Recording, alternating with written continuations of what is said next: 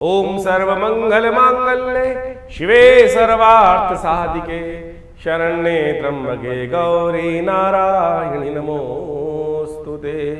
जेन बद्धो बलिराजा दानवेन्द्रो महाबला तेन त्वां प्रतिपद्नामि रक्षे माचल गंगा तरंग रमणीय जटाकलापं गौरी निरंतर विभूषित वामभागं नारायण प्रियमनंगमदापहारं वाराणसी कुलपतिं भज विश्वनाथम। नमस्कार, स्वागत है आपका आचार्य वाणी में। मैं आचार्य डॉक्टर विक्रमादित्य आपके साथ हूँ। आपकी राशि के दृष्टिकोण से ग्रहों का योगायोग क्या कुछ करने वाला है आपके लिए, वो आपको समझना चाहिए। देखिए, आपकी राशि के दृष्टिकोण से समझे मेष राशि वालों, 6 तारीख बुधवार बुध प्रदोष का योग बहुत सुंदर रूप से सावन के महीने बनकर आया है और बुध इस दोनों चल रहे हैं अस्त बुद्ध को ठीक करने के लिए। बुद्धि यदि हमारी कमजोर हो, सुख भाव में चल रहे हैं बुद्ध और वो कहीं ना कहीं कमजोर स्थिति में चल रहे हैं। सब कुछ होते हुए भी सुख का कहीं ना कहीं कोई ना कोई अभाव मन को परेशान करता दिखाई दे रहा है। वो बहुत जल्दी उदय होकर महालक्ष्मी योग का निर्माण करने वाले हैं, शुक्र के साथ विराजमान होने जा रहे हैं। वो जब होंगे उससे पहले शुक्र को थोड़ी ताकत दीजिए। क्या ताकत कैसे दे सकते हैं?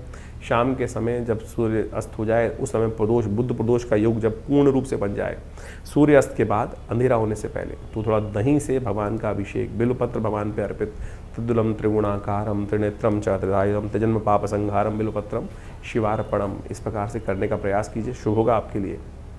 इस दिन एक बात और ध्यान रखिए, 5, 6, 7 इन तारीखों में ज्येष्ठा और मूल नक्षत्र, गणमूल नक्षत्रों का योग बना हुआ है, जो कहीं ना कहीं जीवन में कई बार कष्टों का बड़ा बिना कारण से योग बना देते हैं। इसलिए ज्योतिषविदों ने, साध संतों ने एक विशेष तौर पे कार्य किया कि मूल शांति बचपन में ही करा ली जाए जिनका इन योगों में जन्म होता है। तो ऐसे में यदि कोई व्यक्ति ने पहले जन्म लिया हो, उनकी मूल शांति उनके घर वालों ने नहीं कराई हो, तो जल्दी जल्दी करा लेनी चाहिए। और उसमें 27,000 मंत्र का जप रहता है, जो 27 दिन तक करना चाहिए। मूल शांति मंत्र उसका विधान है, शास्त्र में पूरी विधि है उसकी। लेकिन आमतौर पे जो विधि जो आज बहुत सारे लोग करते हैं, तथाकथित तौर पे करने का जो एक दावा कर देते हैं कि हमने कर दिया, उसमें 27 जगह मिट्टी, बाहरी आडंबर तो बहुत दिखाते हैं। 27 जगह मिट्टी, पानी, कंकड़, पत्थर, ये पत्ते, बहुत कुछ इकट्ठा करके रास्ता बना देते हैं। लेकिन जो पूर्ण विधि है, जो 27 दिन तक की जानी चाहिए जप, वही नहीं होता है, फिर कुछ नहीं होगा। ये बाह्य दिखावे से कुछ नहीं होने वाला है, तो अवश्य मूल का भार नहीं कटेगा, तो उसको अवश्य विधि के अनुसार से करेंगे तो श्रेष्ठ होगा। 7 तारीख बृहस्पतिवार का दिन, त्रयोदशी तिथि विद्यमान है। इस दिनों ग्रहों का योगायोग आपके लिए धर्म से लाभ देने के योग दे रहा है। मन धर्म में रहेगा, अच्छी चीज़ों को समझने का कॉन्सेप्ट दिखाई देगा, उसमें रुझान भी जाएगा धर्म दृष्टिकोण से। और इस दिन विशेष तौर पर दिन आपके लिए नया कार्यों को आरंभ करने के लिए दिन भी अच्छा दिखाई देता है। पीली चीज़ों का दान करें, केले का विशेष तौर पर पूजन करें, हो सके तो संत महात्माओं का आशीर्वाद लें, वो आपके लिए अच्छा दिखाई देता है। 8 तारीख शुक्रवार का अवसर, चतुर्दशी तिथि विद्यमान है। सत्यव्रत इसी दिन किया जाएगा। बहुत सारे लोगों को भ्रांति होती है कि सत्यव्रत कब करें, तो नोट कर लीजिए 8 तारीख को शुक्रवार के दिन सत्यव्रत है, क्योंकि शाम के समय उस दिन पूर्णिमा विराजमान रहेगी। तो ऐसे में उस दिन सत्यव्रत और साथ में हयग्रीव का भगवान का पूजन भी उसी दिन किया जाता है। भगवान विष्णु का एक स्वरूप है, घोड़े के रूप में उन्होंने जन्म लेकर हयग्रीव का ही संहार किया। तो असुर का संहार करने के लिए उन्होंने इस स्वरूप को धारण किया। शास्त्र में बड़ी अद्भुत कथा है, क्योंकि हयग्रीव नाम का एक राक्षस था, उसने भगवान से वरदान मांगा था कि मुझे अमर कर दो। भगवान ने जब नहीं अमर किया तो कहा कि ठीक है, आप एक काम करें, मेरी मनोकामना सिद्धि करते हुए मेरी साधना का चमत्कार जो आप प्रसन्न है तो ऐसा वरदान दें कि हयग्रीव के द्वारा ही मारा जाए। यानी मैं अपने आप को ही कहीं ना कहीं ऐसा योग बनाऊँ, वो हो नहीं सकता था कभी। तो भगवान ने कहा तथास्तु, लेकिन बाद में लीला रची कि हयग्रीव के द्वारा ही, भगवान ने ही हयग्रीव का स्वरूप धारण करके उसका संहार किया। तो बड़ी शास्त्र में अद्भुत कथा विष्णु पुराण में आप पढ़ेंगे तो आपको उसको समझ में आएगा। तो ऐसे में ग्रहों की स्थिति को समझते हुए आपकी राशि के दृष्टिकोण से जो योगा योग बन रहा है वो अच्छा है, विजय देने का योग बना रहा है आपके लिए। तो ऐसे में आपको अपने कार्य को, कर्तव्य को पूर्ण निष्ठा के साथ आगे बढ़ाने का प्रयास करना चाहिए। जितनी निष्ठा दृढ़ के साथ कार्य करोगे, उतना रिजल्ट आने के योग आपकी राशि में बनते दिखाई दे रहे हैं। 9 तारीख पूर्णिमा का तिथि है और उस दिन शनिवार है और उस दिन रक्षाबंधन का पर्व है। उस दिन बुद्ध महाराज उदय होने जा रहे हैं। आपकी राशि के दृष्टिकोण से आप समझे बहुत महत्वपूर्ण योग बन रहा है। आगे आगे यही योग परिवर्तन करेगा। शुक्र के साथ जब विराजमान हो जाएंगे, सूर्य आगे निकल जाएंगे महालक्ष्मी योग में, उसका वर्णन पूरा हम बताएंगे आपको। लेकिन ऐसे में इस ग्रह का योग विशेष तौर पर आपके लिए बड़ा लाभ देता दिखाई दे रहा। रक्षाबंधन केवल धागा या ये बांधना ना समझे। आज की तारीख में लोगों ने इसको ऐसा समझ लिया। इस दिन उपाकर्म, श्रावणी कर्म जो कहा जाता है, एक नव जीवन देने वाला पर्व माना जाता है। नए नेत्र, नया विजन संसार को दिया देने के लिए, नया एक जिस तरह से वर्ष आरंभ होता है ना, नया उपनयन संस्कार इस दिन कराया जाता है, श्रावणी कर्म कराया जाता है। यानी पुराने जितने भी कष्ट वाले समय उसको निवृत्त कर कर नया एक चोला ओढ़ा जाता है। वो क्या है? वो रक्षा सूत्र। वो इतनी इंपॉर्टेंट चीज़ है, शास्त्र में इसका विधान है। आज तो हमने केवल भाई बहन के साथ इसको बांध दिया है, लेकिन यहाँ तो ये संबंध बहुत गूढ़ है, चमत्कारिक चीज़ है। इसको यदि धारण कर लें तो आपके समस्त कष्टों को निवारण करने का एक सुंदर रास्ता आप स्वयं बना सकते हैं। वो भी हम आपको बताएंगे। रक्षाबंधन का महत्व तो समझिए पहले। भारतीय संस्कृति में रक्षाबंधन का अद्भुत वर्णन शास्त्रों में बड़ा प्राचीन काल से मिलता है। आज कुछ भ्रांति संसार में उपस्थित कर दी जाती है। आज हमारे मॉडर्न हिस्टोरियंस ने जिस प्रकार से राखी को कुर्मावती और हुमायूं के साथ जोड़कर बना दिया और उसके द्वारा उन कथाओं को हमारी टेक्स्ट बुक्स में डालकर, एनसीईआरटी की टेक्स्ट बुक्स में डालकर कुछ वर्ष पूर्व ऐसी व्यवस्था बना दी गई। शायद हमारे बच्चे, हम सब लोग यही सोचते हैं कि हमारी संस्कृति तो शायद हुमायूं से पहले थी ही नहीं, मुगलों से पहले थी नहीं। लेकिन यदि शास्त्र में वर्णित, हमने आरंभ में एक मंत्र पढ़ा था, जेन बद्धो बलि राजा दानवेंद्रो महाबला तेन त्वाम प्रतिबदनामी रक्षे महाचल माचल। यानी भगवती महालक्ष्मी ने ये सबसे पहला जो राखी का बंधन था, ये बड़ा अब ये शास्त्र में वर्णन जो आता है कैसे किया उन्होंने, उसके लिए राजा बलि की कथा चलती है। भगवान वामन का जब अवतार हुआ तो उस वक्त उन्होंने 3 पग में समस्त जो संसार को नाप लिया था। जो 2 पग में नापने के बाद तीसरा पग कहाँ रखा था? बलि के सिर पे रख दिया था। बलि ने कहा था कि आपने संपूर्ण संसार पर तो आधिपत्य स्थापित कर लिया, जो दान मैंने दिया उसको स्वीकार कर लिया, और अब तीसरा पग जो रखना है वो प्रभु आपने अभी मेरे शरीर पर विजय नहीं प्राप्त करी, आप मेरे सिर पर अपना चरण रखें। तब तीसरा कदम उन्होंने वहाँ रखा। तब भगवान ने प्रसन्न होकर महाराज बलि को क्या किया? महाराज बलि को राजा जो राज्य दे दिया, पाताल लोक का राज्य। भगवान ने जिस प्रकार से उनको श्रद्धा के साथ संपूर्ण रूप से जो उन्होंने उनकी परीक्षा ली थी, ये सब परीक्षा ये कथाओं के माध्यम से समझें कि जिस प्रकार से भगवान ने महाराज बलि की परीक्षा ही ली ना, और परीक्षा में उत्तीर्ण हुए, तो उनको परिश्रम, उस परीक्षा का जो उपहार मिलना था, उपहार क्या मिला? वरदान मिला। तो महाराज बलि ने भगवान से वरदान में ये मांगा कि भगवान, मैं आपने मुझे पाताल लोक दे दिया, लेकिन मेरी एक इच्छा है, आप भक्त पर कृपा करें कि आप जब भी मैं उठूं तो मेरे को सबसे पहले आपका ही दर्शन हो। कैसे होगा दर्शन? तो भगवान को द्वारपाल बना दिया गया। महाराज भगवान ने प्रसन्न, यानी भक्त पर भगवान इतने प्रसन्न हो जाते हैं कि जैसी मनोकामना सिद्धि हो की इच्छा रखता है भक्त, उसको पूर्ण करने के लिए भगवान वहाँ प्रेमवश क्या हुए? महाराज बलि के यहाँ पाताल लोक में द्वारपाल के रूप में प्रतिष्ठित हुए। और जैसे ही महाराज बलि उठते थे तो कहा जाता है कि सबसे पहले दर्शन श्रीहरि के उनको होते ही थे। ये श्रद्धा भाव, विश्वास की कथा है। इसको समझने के लिए बहुत ज़्यादा भक्त बुद्धि ही चाहिए, तब जाके समझ में आएगा। कहा जाता है भगवती जो लक्ष्मी थी बड़ी दुखी हुई कि भगवान को वहाँ उन्होंने बांध के रख लिया, मोहवश अपने भक्त जाल में फंसा लिया। तो भगवती ने क्या किया? वहाँ जाकर महाराज बलि के समक्ष उपस्थित हुई और उनको इस श्रावणी कर्म करते हुए, इस जो सावन का महीने की पूर्णिमा के तिथि के दिन वहाँ जाकर उनको रक्षाबंधन बांधा। अब रक्षाबंधन बांधा जाता है तो बहन को कुछ ना कुछ देने की परंपरा है और वचन दिया जाता है। तब उन्हें कहा, जेन बद्धो बलि राजा दानवेंद्रो महाबला। तो ये विशेष तौर पर रक्षा सूत्र भी है और साथ साथ बहन के साथ भाई का प्रेम भी है। तो महाराज बलि ने जिस प्रकार से बहन को कुछ देने को मांगा, तो भगवती महालक्ष्मी ने क्या मांगा कि आप मेरे पति को छोड़े यहाँ से आप। तो वहाँ से भगवान पुनः वापस भगवती लेके चली गई। तो यानी ये परंपरा, ये कथा का माध्यम हम आपको समझाने का प्रयास कर रहे हैं। तो इस भ्रांति को हटाएं। शास्त्र बड़े ही वृहद वर्णित हैं, इन सब चीज़ों अनादिकाल से परंपरा रही है, लेकिन हमारी संस्कृति को जिस प्रकार से तोड़ने का कार्य किया वो बहुत गलत लोगों ने, और हम उसको समझ में नहीं पाते हैं। पौराणिक काल से इन कथाओं के माध्यम से हमको समझ में आता है। इसके अलावा और समझें, ये केवल भाई बहन का बंधन नहीं है। बहुत सारे लोग तो केवल भाई बहन को जिस प्रकार से कह देते हैं, नहीं, ये विजय का संकल्प है, ये संकल्प बुद्धि का चमत्कार है कि हम संकल्पबद्ध होकर, इंद्राणी ने इंद्र को भी रक्षा सूत्र बांधा था। जेन बद्धो बलिराज दानवेंद्र महावत्तेनो, जो इंद्र ने विशेष तौर पर, इंद्र जब युद्ध में लगातार हार रहे थे तो इंद्राणी ने संकल्प कर कर, यज्ञ कर कर एक रक्षा सूत्र इंद्र के हाथ में बांधा कि ये मेरा संकल्प है, ये मेरी सतीत्व का संकल्प है कि इसको बांध के जाओ, इस रक्षा सूत्र को। ये राखी जो है वो रक्षा सूत्र है। ये ब्राह्मण अपने शिष्यों को बांधते हैं, गुरु अपने शिष्यों को बांधते हैं। तो इसके द्वारा जो आप पूजा कर्म इत्यादि करते हैं तो उसमें सबसे पहले कर्म के आरंभ करने से पहले वो हाथ में जो रक्षा सूत्र बांधा जाता है वही तो वास्तविक तौर पे राखी है। आज हमको इन शास्त्रों को समझना चाहिए और ये चमत्कारी काम करता है। ये आपका संकल्प है, इसको मंत्र से सिद्ध कर कर ही धारण करने का प्रयास करना चाहिए। तो हम आपको इन सब सिद्धांतों को समझाने का प्रयास कर रहे हैं, तो आप इस पे विश्वास जगाएं। ये केवल परंपरा नहीं है, बहुत सारे लोग परंपरा के अनुसार, तो इस बार तो बड़ा सुंदर योग ऐसा बन रहा है कि भद्राव है ही नहीं पृथ्वी पर, तो आप आनंद भाव से किसी वक्त भी इन समस्त कर्मों को करने का सुंदर योग बना सकते हैं। भगवान का सुंदर स्तवन करें और उसके बाद भाई और बहन के सब संबंध, जो परिवार के संबंध है, उनको बहुत आनंद के साथ समझाते हुए इस कर्म को करें। कल्याण के सुंदर योग बन सकते हैं। तो मेष राशि वालों, रक्षाबंधन के सुंदर योग पर आपको खास तौर पे क्या करना है वो आप भी सब नोट कर लीजिए। मेष राशि वालों के लिए सबसे श्रेष्ठ रहेगा कि आप जो सूत के धागे में या विशेष तौर पर पीले रंग के धागे में जो लाल और जो कहा जाए संतरी रंग का धागा हो, लाल और पीले रंग का मिक्स धागा हो, कलावा हो, उसके अंदर विशेष तौर पे एक इसी रंग के कपड़े को लेकर उसमें पोटली में कुछ सिद्ध करी हुई औषधियाँ डाल लें, हल्दी, केसर और साथ में गुड़।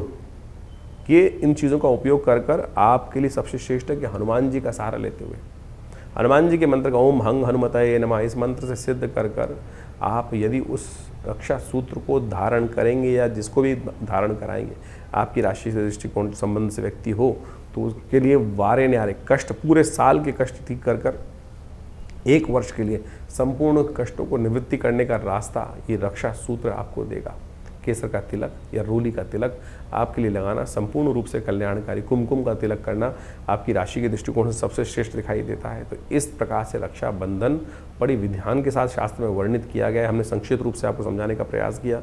इस रक्षाबंधन को करिए और बुध का उदय होना आपकी राशि के दृष्टिकोण से बड़ा महत्वपूर्ण योग बनाता दिखाई दे रहा है। परिवार के सुखों को बढ़ाने के योग बनाएगा। 10 तारीख रविवार का अवसर, भाद्रपद का इस दिन महीना आरंभ हो रहा है और साथ साथ ग्रह परिवर्तन की तरफ योग बना रहे हैं और ये परिवर्तन का योग विशेष तौर पर आपके लिए कहीं ना कहीं से रुके हुए कार्यों को पूर्ण करने का रास्ता बनाता दिखाई देगा। तो ग्रहों का जो ये प्रभाव जो आपने अभी समझा, आपकी राशि के दृष्टिकोण से किस प्रकार का योगा योग बन रहा है। जो परिवर्तन का समय इस वक्त चल रहा है, शनि मंगल का टकराव चल रहा है, शनि वक्री चल रहे हैं, बृहस्पति और शुक्र की युति चल रही है, इन सब का प्रभाव वर्तमान में हर व्यक्ति के दृष्टिकोण से अलग अलग पड़ रहा है। मूल जन्मपत्री राशि के दृष्टिकोण से इस बात को हमें समझना चाहिए कि ऐसा नहीं है कि हर राशि वाले के लिए, जैसे जिस राशि का जो ग्रह योग बन रहा है वो हर राशि वाले के लिए उसी प्रकार का ही बनेगा, ऐसा नहीं हो सकता है। क्यों नहीं हो रहा है इस प्रकार से? बहुत सारे बात लोग व्यंग्यात्मक तौर पे करते हैं कि 12 राशि के दृष्टिकोण से ये परिवर्तन का प्रभाव तो हर व्यक्ति के साथ ऐसे ही होगा। नहीं, आपकी मूल जन्मपत्री में ग्रहों की युति किस प्रकार से है, आप ये मान के चले कि किस प्रकार का योग बन रहा है। इसको ऐसे कैटेगराइज कर लीजिए कि एक स्पेसिफिक ब्लड ग्रुप का व्यक्ति है, क्या जब कोई बीमारी आ रही है मौसम के अनुसार परिवर्तित हो रही है कि सब लोग उसी के अनुसार से बीमार हो रहे हैं, क्या ऐसा नहीं होता है। आपकी मूल जन्मपत्री, आपकी मूल जो आप प्रकृति है वो किस प्रकार की है, उसका प्रभाव किस प्रकार से है, कौन इम्यून स्ट्रांग है, कौन इम्यून वीक है, तो उसका प्रभाव उस हिसाब से होता है। तो इसी प्रकार से ज्योतिष के दृष्टिकोण से इस बात को हमें समझना चाहिए कि परिवर्तन के योग बन रहे हैं। वर्तमान में ट्रांजिट के प्लैनेट के दृष्टिकोण से हमने आपको राशि के दृष्टिकोण से वो बताया। इंडिविजुअल आपकी जन्मपत्री में क्या प्रभाव पड़ रहा है उसको अच्छे से आपको समझना चाहिए। दशाएं, अंतरदशाएं, ग्रहों का प्रभाव, कौन से ग्रह आपके जन्म में पूर्व अर्जित कर्म के अनुसार से किस प्रकार के योग आप बनाकर बैठे हुए हैं और कैसे उसमें परिवर्तन लाने के योग बन रहे हैं। तो ग्रहों की गोचर ये आपको अच्छे से समझाने का प्रयास करती है और जल्दी जल्दी यदि आप परिवर्तन का रास्ता देखना चाहते हैं, प्रभाव देखना चाहते हैं, तो उसको सही से समझकर यदि आप कार्य कर लेंगे तो बहुत अच्छे से परिवर्तन के योग बन जाते हैं। तो इस समय जो ग्रहों का योगा योग चल रहा है उसका प्रभाव भी आपने समझ लिया है। हमने आपको भी बताया था कि शनि मंगल का जब टकराव चलता है आपस में तो मन में कहीं ना कहीं द्वेष उत्पन्न होता है। इसके लिए अलग से जो वीडियो बनाया था उसको जाके समझ लीजिएगा। तो जो 3-4 महीने का योग है वो अंतर द्वंद्व से बचते हुए कार्य करने का प्रयास करना है। शनि मंगल का जब टकराव होता है तो क्या होता है, द्वंद्व उत्पन्न होता है। बृहस्पति शुक्र की युति जब चल रही होती है तो मानसिक तौर पर व्यवस्था ऐसी बनती है कि इधर जाऊं कि उधर जाऊं, द्वंद्वात्मक स्थिति मनोमस्तिष्क में विचारों की उत्पन्न होती है। एक रास्ता इधर से, एक रास्ता इधर से, उसमें कौन सा चुनना है उसके लिए हमें निष्कर्ष पे पहुंचना होता है और ज्योतिष वही निष्कर्ष बताता है। अब ऐसा समझें, आप इसको इसको इस प्रकार से बहुत अच्छे से उदाहरण हम दे के समझाते हैं कि गूगल ने आपको रास्ता दिखा दिया। आजकल गूगल मैप्स का हम देखते हैं, और उसके बाद भी ये थोड़ी गूगल पकड़कर आपको उसी प्रकार से ले जा रहा है कि नहीं नहीं इस पे जाना है, कहीं और नहीं जाना है। वो तो आपके हाथ में, चुनाव आप कौन सा कर रहे हैं। सामने आपके सामने मार्ग प्रशस्त है, ज्ञान आपके सामने दिया हुआ है, उस ज्ञान पर आप चलना चाहते हैं या नहीं चलना चाहते, वो चुनाव आपके जीवन में आपको दे दिया गया है। जैसे कहा गया ना, अवश्यमेव भोक्तव्यम कृतम कर्म शुभाशुभ। परमात्मा हम लोग के मन में आती है कि परमात्मा हमको गलत रास्ते पे जाने ही क्यों देता है। परमात्मा ने आपको जन्म देने के बाद, प्रकृति ने आपको जन्म देने के बाद खुली छूट दे दी, ज्ञान भी साथ साथ दे दिया। देख भाई, ये करेगा तो इसका प्रभाव ये होगा, और ये करेगा तो इसका प्रभाव ये होगा। ये शास्त्र से समझ में आता है, उदाहरणों से समझ में आता है।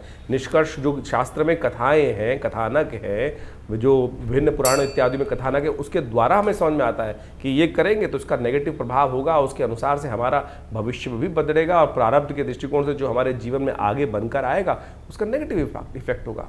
तो उसी प्रकार से ज्योतिष विज्ञान आपको नेत्र के माध्यम से ये दिखाने का प्रयास कर रहा है कि भाई इस चीज़ों में आगे चलने से ये इसका प्रभाव आपके जीवन में उत्पन्न हो, फिर आप चुनाव करें कौन सा चीज़ करें। और बहुत सारे लोगों के मन में एक भाव होता है कि उपाय जो करते हैं उसका प्रभाव होता है, नहीं होता। क्यों नहीं होता उपाय का प्रभाव? हजारों लोगों के जीवन में परिवर्तन का युग बनता है। हम तो नित्य प्रति देखते हैं, जब प्रार्थना, अनेक प्रकार के शास्त्र में वर्णित उपाय, चाहे वो किसी प्रकार के भी हों, जिस शास्त्र जिसका अनुभव, जिस विद्वान का अनुभव हुआ, उन्होंने वो उपायों को शास्त्र में वर्णित किया, उनका प्रभाव बिल्कुल होता है। हर एक्शन का कुछ ना कुछ रिएक्शन है ही, इस बात को हमें समझना चाहिए। तो शास्त्र में अनेक मनोकामनाओं की सिद्धि करने के लिए जो रास्ते बताए गए हैं, वो समस्त आपके जीवन में कल्याण का योग देते हैं। इस वक्त तो सावन का सुंदर महीना चल रहा है, कुछ ही दिन बाकी हैं सावन के महीने में। कोशिश ये करें भगवान की शरणागति प्राप्त करने का प्रयास करें। देखिए, 9 ग्रह आपके जीवन में बहुत सारे खेल खेलते हैं, बहुत सारे खेल आते हैं, अच्छे बुरे सब प्रकार के आते हैं, लेकिन भावी मेट सके त्रिपुरारी, ये भाव हम ध्यान रखना चाहिए। तुलसी बाबा ने बड़े सुंदर रूप से लिखा है कि हमारे जीवन के जो कष्ट हैं वो कौन मेट सकते हैं? भगवान शंकर ही मेट सकते हैं। और भगवान शंकर का अनुग्रह, ये 10वां ग्रह है, इसका अनुसरण करने का प्रयास करो। 9 ग्रह तो जो खेल खेलेंगे, ब्रह्मा मुरारी त्रिपुरा अंतरकारी भानु शशि भूमि सुतो बुधश्च, ये सब तो ग्रह चलते ही रहेंगे, लेकिन इसके बाद भी जो 10वां ग्रह है, प्रभु का अनुग्रह हम प्राप्त करने का प्रयास करें। शिवरात्रि नवरात्रों में, विशेष तौर पर सावन के महीने में विशेष कार्यक्रम चलते हैं, हर क्षेत्र में चलते हैं, भारत के क्या पूरे विश्व में जहाँ जहाँ सनातन की पद्धति रही, वो जहाँ जिस प्रकार भी योग होते हैं, लोग भगवान की शरणागति प्राप्त करते हैं। और कथाओं के माध्यम से वो विश्वास जागना चाहिए कि एक लोटा जल भी भगवान शंकर को यदि अर्पित करेंगे तो बहुत सारे कष्टों से निवारण करने का ये विश्वास है हमारा,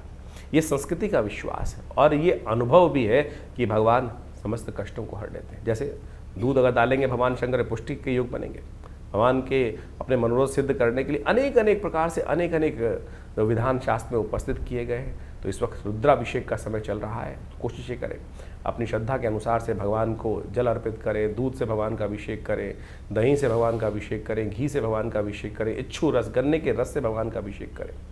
और बहुत सारे अनेक प्रकार के जो शास्त्र में वर्णन जो किया है, जिन प्रकार की पद्धतियों को, उन सब चीज़ों को कर लेने से बहुत बढ़िया अद्भुत प्रकार के योग कर्म के द्वारा वो योग बना सकते हैं आप। तो इन सबको समझें। हमने विवेकानंद योगाश्रम में पूरे सावन के महीने में नित्य प्रति रुद्राभिषेक रखा, बहुत सारे लोगों ने उसमें भाग लिया। लोगों ने अपने मनोकामना सिद्धि के लिए अपने अपने अनुसार से उसमें समर्पण संपूर्ण साथ देकर उस कार्य को किया। कुछ दिन और शेष बाकी हैं। शुक्ल पक्ष का अंतिम समय चल रहा है, जिसमें बड़ी श्रद्धा के साथ बड़े उत्सव। कृष्ण पक्ष से ज़्यादा शुद्ध माना जाता है शुक्ल पक्ष, क्योंकि चंद्रमा गति को प्राप्त वृद्धि की तरफ जा रहे होते हैं। जो पूर्णिमा के दिन सुंदर योग बनता है, श्रावणी कर्म उपाकर्म, उसी दिन तो अमरनाथ में जल चढ़ता है। तो कोशिश ये करें श्रद्धा के साथ भगवान के इस सुंदर मास में संपूर्ण रूप से भगवान के प्रति समर्पण करने के लिए आप विवेकानंद योगाश्रम में आ सकते हैं। जो 2 सोमवारों का सुंदर योग रहेगा, तीसरा चौथा सोमवार, जो चौथा सोमवार का योग बन रहा है, उसमें अवश्य भगवान के श्री चरणों में उपस्थित होकर आश्रम में जो प्रतिष्ठित बड़े विशाल भगवान शंकर के श्री विग्रह, फेसबुक पर जाकर आप हमारे उस कार्यक्रम को डेली लाइव भी देख सकते हैं। जो हमारा फेसबुक है आचार्य वाणी आचार्य विक्रमादित्य, उसमें हम लाइव डेली उस पूजा को दिखाते हैं, कराते हैं। आप सब भी उस दिव्य रुद्राभिषेक कर्म में सम्मिलित हों। भगवान का सुंदर रुद्राष्टाध्यायी के द्वारा जो स्तवन चलता है और उनका पाठ चलता है, उनका जलात्मक, दुग्धात्मक अनेक प्रकार से औषधियों से जो अभिषेक चलता है उसमें सम्मिलित होकर भगवान के प्रति अपनी श्रद्धा के समन को अर्पित करें। और रविवार वाले कार्यक्रम में तो आप सब सदा आमंत्रित ही रहते हैं, उसमें आप आएँ। दिल्ली में ये विवेकानंद योगाश्रम जमनाबार लक्ष्मी नगर क्षेत्र में स्थित है और पूरा एड्रेस हमारे फ़ोन नंबर से संपर्क साध सकते हैं। हमारी जो वेबसाइट है acharyavickramaditya.com, उस पर भी जाकर संपूर्ण जानकारी लेने का योग बना सकते हैं। धन्यवाद, नमस्कार।